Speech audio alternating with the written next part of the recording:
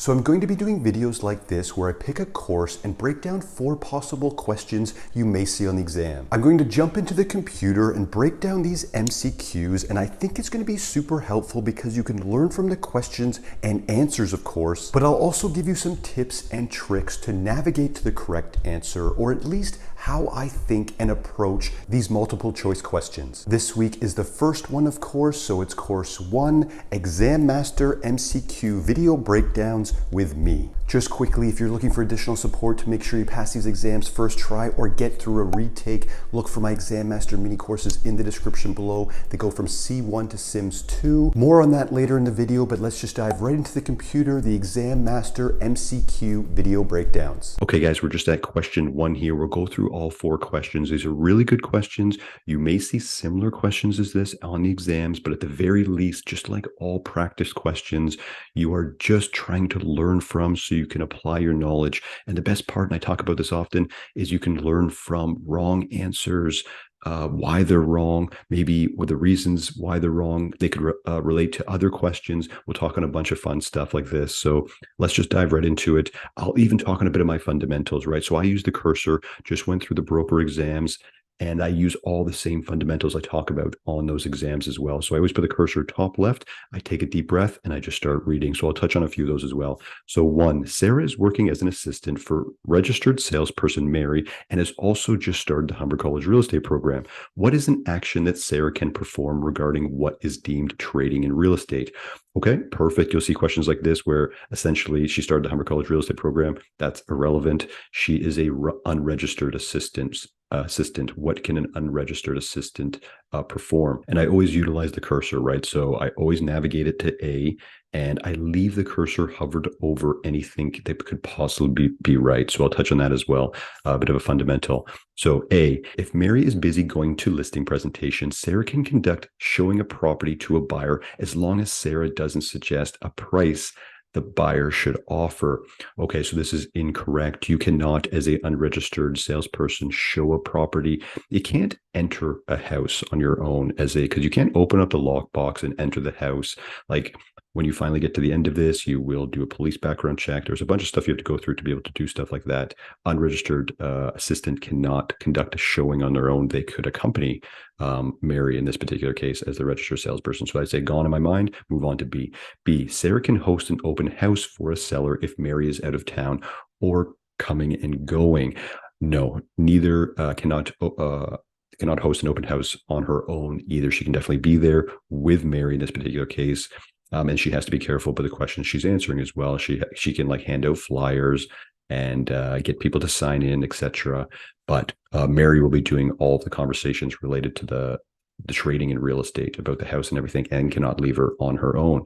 C, Sarah can take phone calls from clients, explain information, and answer questions about a property to a potential buyer. This is as well is deemed trading and cannot be performed by an unregistered assistant. And we'll kind of touch on a little bit of this after this. So I would move on, and I always read the last one. Let's say if you process elimination, you've already got to the last one. Some people just answer and move, but I always just read it just to double check. D, Sarah can be accompanied by Mary at an open house, help with signing people in and handing out flyers. Perfect. Just basically mention that and be this is definitely the answer. So you would answer D. I'll quickly add this note here. So I'm going to bring up a couple notes on a couple of these questions, right? Just to discuss, right? Because this is the best part about doing these is you kind of get to discuss what's up. Note that this that tricky question that you might see on an exam could relate to receiving notices. Okay, so just so you don't know, if you don't know what receiving notices is, it's, for example, an email, right? So let's say another salesperson sends you, you're presenting an offer, or you have a listing and someone's presenting you an offer. And if that email goes to your email account that your assistant is handling for you, they cannot open that email because that is considered a notice, and a notice received has to be sent to a registered salesperson. So just so you know what a notice is, but basically it's in the agreement of purchase and sale. We are able to receive notices and then basically then be deemed received and served to us on behalf of our clients. And that is trading in real estate. So a unregistered salesperson cannot receive notices as well. So I'm put that there as well, because that could come up. And that's why you're going through these, because what could possibly else come up if you can't just go through a million practice questions And you never know. Just try to learn from them. Okay, off to two. Top left, deep breath. Understanding ownership rights and limitations is key knowledge for a salesperson doing their due diligence for their clients. What statement is true about easements? Okay, perfect. Off to A. Anything that looks good, we leave it hovered over. Anything that not, we eliminate and move on. A. Easements must be comprised of both dominant and servient tenements and must be owned by the same person. They cannot be owned by the same person. It would kind of make it irrelevant to a certain extent. It's going to be two different properties, two different owners. B, easements must solely benefit the servient tenement. We know if you go through this material, easements must solely benefit the dominant tenement, right? Just think dominant, right? Servient must benefit the dominant tenement. Of kind of a tricky word to say, dominant tenement. C, an easement is a right enjoyed by one landowner over the land of another and is granted for a special purpose rather than for general use and occupation of the land. Perfect. Nothing sounds wrong there. Always leave the cursor hovered over questions that possibly don't sound wrong, and then process elimination. Read the last one, D. And if you get these long-worded answers, don't worry, right? You can learn a lot of information from long-worded answers and questions. If you have that approach, it's definitely a mindset hack to have where you don't freak out on long-worded questions. D, easements must be comprised of both the dominant and servient tenements, where the servient tenement is defined as the estate or interest in land and derives benefit from an easement over a dominant tenement. We know it's the exact opposite of that, don't we? So basically, easements are going to come up, 1 to 2 questions on it. You're going to get 1 or 2 questions, maybe even throughout the entire exam on easements. And easements are something that can come up in real life as well. Like I'm trying to do some questions that real life's going to kick into, right? So it's not just mindless Humber material stuff that you're going to use. I'm going to try to pick questions like this. So benefits both. Dual purpose is I'm a huge fan of. C, answer and move on. 3, top left, deep breath. All brokerages, brokers, and salespersons must participate in RICO's insurance program. What does RICO's insurance program not provide coverage for? Okay, we're into these tricky worded, not tricky worded, but basically not questions, right? Use all of my fundamentals. It sounds weird, but of course, 3 fingers down. What this represents on the table and what this represents is now that there's 3 correct answers and you and I are looking for the one incorrect answer. That's all that means, right? So, and it's easier. I start talking on this, how it starts to get easier on not questions because there's 3 correct answers and they jump out at you, and the wrong one then you'll notice it. So hopefully you should practice not questions. You'll have the same feelings that I do. And maybe even by the end of this question, you'll kind of get it. Okay, so anything right, we leave our, in this case, anything wrong, we're looking for that one wrong one, aren't we? Okay, A, brokerage protection. Protection for brokerage to cover the permanent fixtures in the building. This includes such things as the roof, ceiling, walls, and windows. Okay, I'm not too sure about this. And again, we are looking for what RICO's insurance program does not provide coverage for. So let's leave it hovered. Basically, there's 3 things and one isn't. So let's leave it hovered over there for now. B, errors and omissions, protection for registrants for errors and omissions committed in the course of their professional services. Perfect. That sounds like something that it is part of RICO's insurance program. C, commission protection. Protection for registrants from loss of commission caused by other registrants' fraud, misappropriation of funds, or insolvency. Okay, commission protection. Yep, sounds like something I've heard of.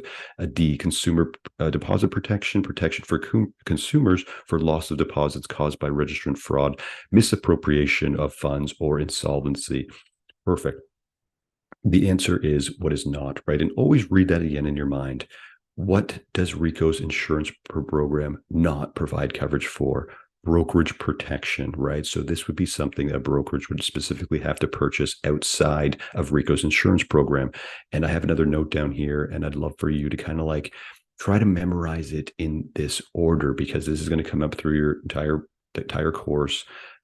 Especially in the broker exam, if you're taking that. But basically try to memorize it in these 3 orders, because like, okay, errors and omission, that covers us. Perfect. A commission protection, that covers us as well, right? So our commission in a brokerage, if they have a commission trust account, which a very high percentage of brokerages do, consumer deposit protection covers our clients, right? This is a must. Every brokerage must have a real estate trust account that holds the consumer deposit under protection, under trust, right? So those 3 are how I recommend memorizing it in order: errors and omissions, commission protection, and consumer deposit protection. Also note that in the question, there's a possible answer, right? So I love this stuff. All brokers and salesperson must participate in Rico's insurance program. That could come up on another question in another exam for sure.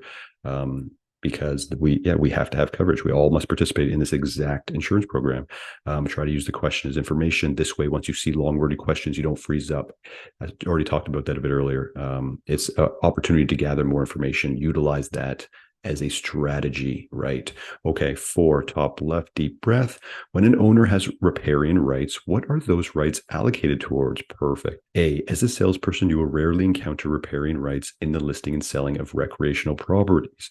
Okay, so if you don't know what riparian rights are, they are waterfront related, aren't they? So yes, we are going to find them in recreational properties, that's for sure. B, they are the rights allocated to owners of waterfront properties and are associated with the property owner's access to and use of water. Sounds perfect to me. Let's leave it hovered over. C, they are rights to owners of waterfront property and must be used as recreational properties.